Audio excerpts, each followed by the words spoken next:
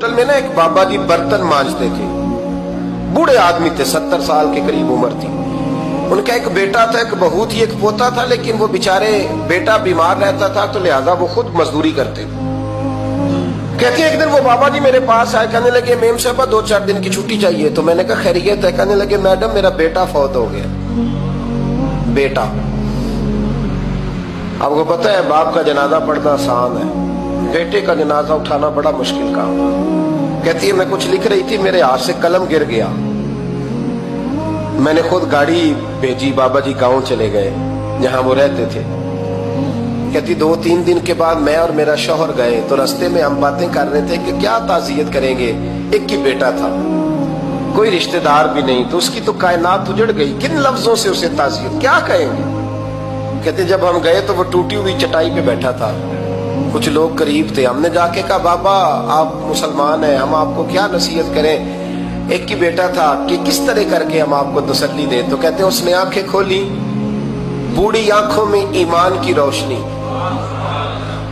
کہنے لگا be be کیا تعزیت کی بات کرتی ہو، میں نے کوئی پیسے جمع کرا کے بیٹا لیا تھا، خدا نے فضل سے دیا تھا، عدل سے لے گیا ہے، میں اپنے رب کے فیصلے میں بڑا راضی ہوں۔ اللہ اکبر۔ وہ خاتون کہتی ہے کہ وہ بابا جی سے میں نے کہا کہ چلو آپ 1 مہینے کی چھٹی کر لے، تو کہنے لگا نہیں میڈم میں مسلمان ہوں، مفت کی روٹی نہیں کھاتا، مزدوری کر کے کھاتا ہوں، میں انشاءاللہ 2-3 دن کے بعد کام پہ آ جاؤں گا۔ کہتے ہیں وہ چند دنوں کے بعد آ گیا، اللہ کی قدرت کے ابھی 2-3 ماہ گزرے تھے، پھر آیا، میڈم چھٹی چاہیے کچھ دنوں کی، میں نے کہا خیریت ہے؟ کہنے لگے وہ میری بہو بھی ہارٹ اٹیک سے فوت ہو گئی۔ کہتے اب میں بھی تڑپ گئی اور عیسائی ہو کہ میری آنکھوں میں آنسو آ گئے۔ میں نے کہا گھر کا دروازہ بند ہو گیا، اب یہ بیچارہ کیا کرے گا، وہ اپنے شوہر کے غم میں ہارٹ اٹیک سے فوت ہو گئی۔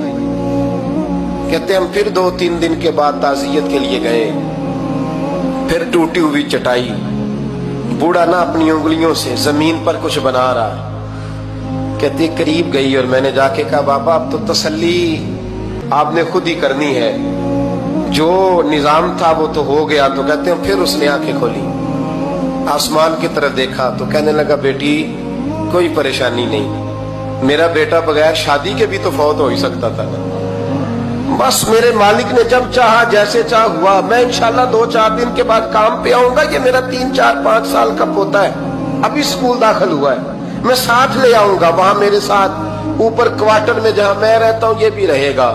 کبھی کبھی میں دیکھتی چھت پہ کھڑے ہو کے کہ دادا گھوڑا بنا ہوا ہے اور پوتا سواری کر رہا ہے، وہ سویرے اٹھتا اس کو سکول چھوڑ کے آتا، شام کو لے کے آتا، پیار کرتا، محبت کرتا۔ 3ری منزل پر ہم نے ایک کوارٹر دیا ہوا تھا، وہاں دادا پوتا رہتے۔ اللہ تو بڑا بے نیاز ہے۔ کہتی ہے اقبال ایک دن نا پوتا اوپر والی منزل پہ کھیل رہا تھا، اس کا پیر پھسلا، وہ گردن کے بل زمین پہ گرا، مجھے خبر ہوئی تو میں دوڑی، ایمبولینس منگائی، خون سے لتھڑے ہوئے اس بچے کو دادے نے اپنی گود میں رکھا، اور جب ہم ہسپتال کی طرف گئے تو ہاسپٹل بعد میں آیا، جناب اسرائیل پہلے آ گئے، اور کہتے ہیں وہ گود میں دم توڑ گیا۔ پھر دادے نے اسے اپنے ہاتھوں سے غسل دیا، پھر اس نے اپنے بوڑھے ہاتھوں سے قبر کھودی، اور پھر مٹی ڈال کے کہنے لگا اِنَّ لِلَّهِ وَإِنَّ إِلَيْهِ رَاجِعُونَ، جے سونا ہی میرے دکھ وچ راضی، جے سونا ہی میرے دکھ وچ راضی۔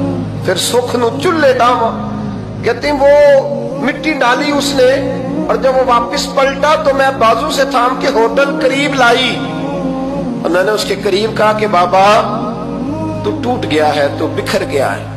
تو کہتے ہیں یوں اس نے ہاتھ رکھے اور یوں آنسو چھٹک دیے، کہنے لگا میڈم کیوں میرے اندر کوئی عقیدہ نہیں، میں کوئی لوارث ہوں، میرا کوئی رب نہیں، میں کیوں پریشان رہوں گا، میں تو پکا ہوا پھل ہوں، تھوڑے دن گزرے کہ قبر میں جاؤں گا، اور جب جنت میں جاؤں گا تو اللہ میری بیٹے سے بھی ملاقات کرائے گا، میرے پوتے سے بھی ملاقات کرائے گا، میرا رب ساری ملاقاتیں کرا دے گا، میں اپنے اللہ کی رضا پہ بڑا راضی ہوں۔